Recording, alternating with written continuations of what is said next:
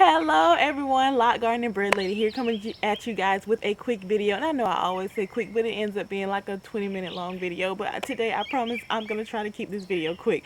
Today I want to talk to you guys about how I pollinate my squash and zucchini plants. And this can be done with any kind of plants that have male and female flowers. So let's just jump right into it.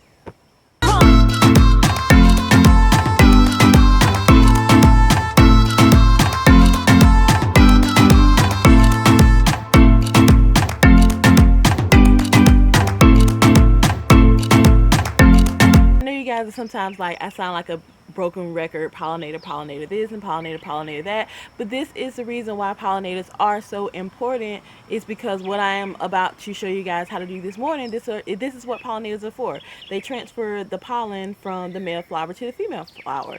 And since my cucumber and my squash flowers have started opening up, I have seen more bees, but I still don't have a lot of them. So I'm still helping my squash and my squash, zucchini, and cucumbers along with the pollination. And with some plants like tomatoes and peppers, eggplant, it's a little bit easier because the flowers have both male and female parts on one flower.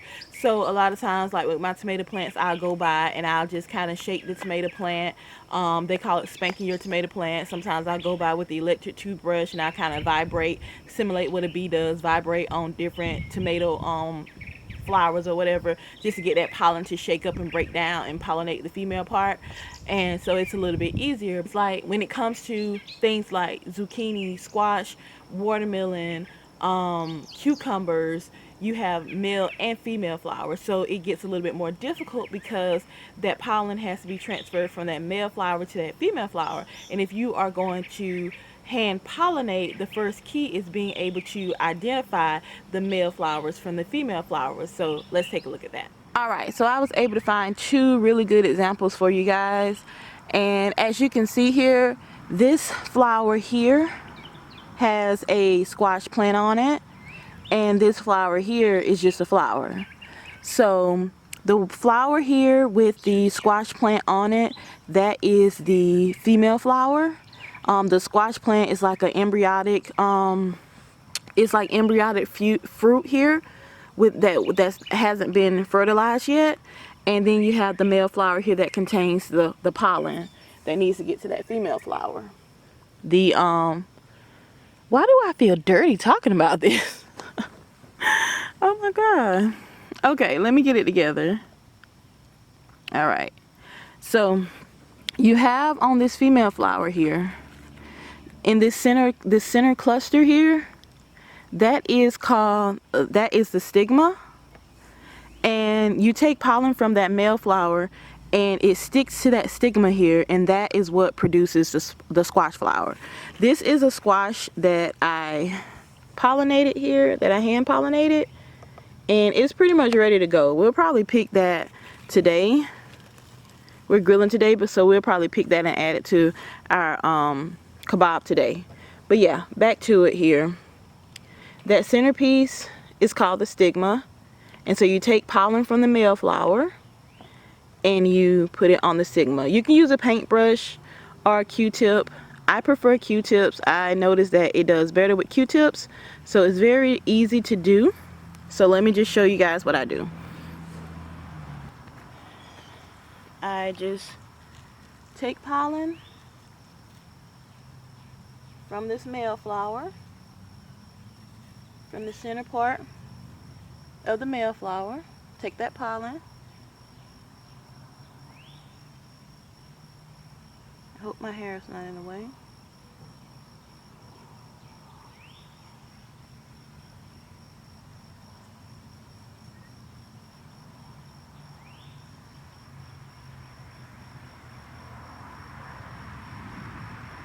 And I do the same thing because there's another flower that needs to be pollinated down here.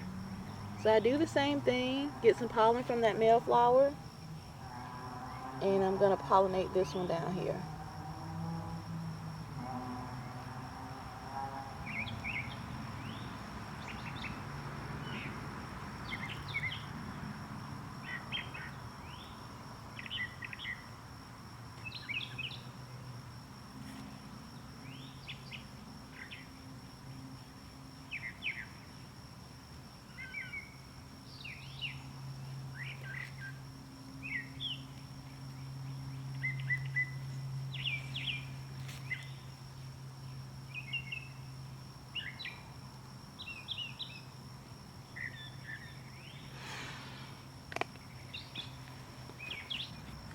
Just wanted to show you the same thing goes with this zucchini flower here. I don't know if you can see that fruit on there, but it does have the fruit on there. And there's a male flower here that I'm going to use to pollinate. There's a male flower right back there that I'm going to use to pollinate. And the trick with squash and zucchini is to get up early and do it early in the morning, because the flowers actually close. The hotter it gets, the later it gets in the day, the flowers actually begin to close.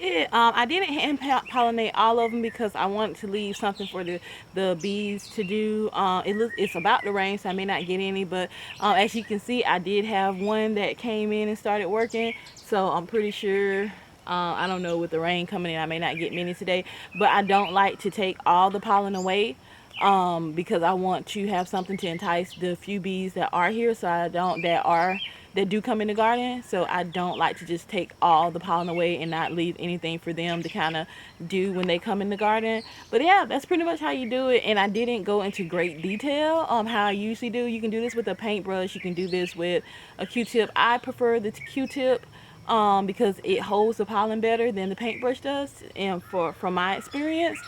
It's about to rain, and like I said, I got some work to do. I got to drop some milkweed seeds and some fennel seeds in the ground, and so I'm pretty sure I probably won't be doing a video on that. You've seen how I planted my milkweed.